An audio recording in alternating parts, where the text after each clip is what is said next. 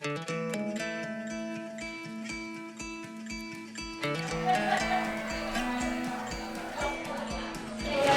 thinking is the process where, it's sort of empathizing with the user, sort of understanding what their needs are and using that to create a product. It helps you get organized and really know what you're doing.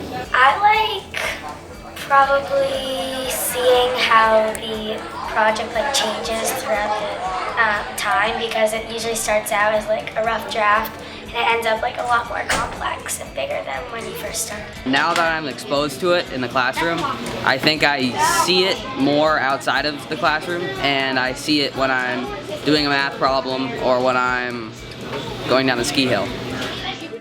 We've been really excited to have the Edgerton Center working with us as we infuse design thinking into the curriculum. This summer and fall, we've been working intensively with our science department to bring design thinking to at least one unit in each of the grades. We just finished the 6th grade project, which was designing ways to teach the JK students about the birds on campus. You want to pretend to be a hawk? They're learning about beak adaptations and different types of beaks, and the different types of food. He's learning which types of birds fly at different flight patterns. Just looking around, you can tell that they're so engaged with every little activity, and it's because the 6th graders have really had their needs in mind. There's a picture of the bird and there's arrows pointing to each body part, so then they get to see where the body parts are on each bird. They've learned a lot without even being conscious of trying to learn. They just had fun playing with the stuff.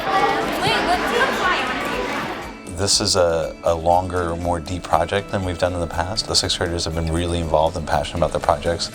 A key aspect to that is that they're designing it for an actual person, for one of their JK buddies, which is different than when you're just making it for the sake of making it. We have always done some design thinking, but it's kind of like the difference between a teacher knowing why they're doing something and a teacher actually articulating that knowledge of why they're doing something. These teachers are amazing, and they're doing a lot of what design thinking really is.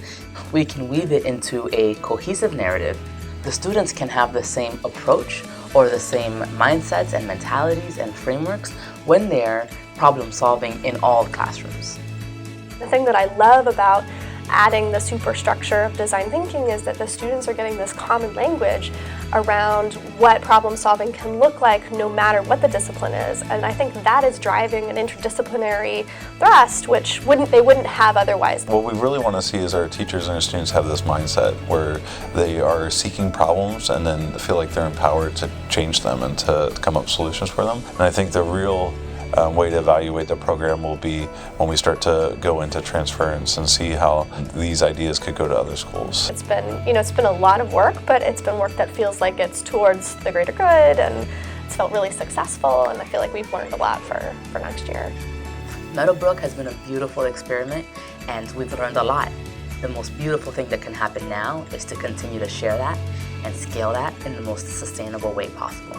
Design thinking is really a way of thinking that really promotes the development of children.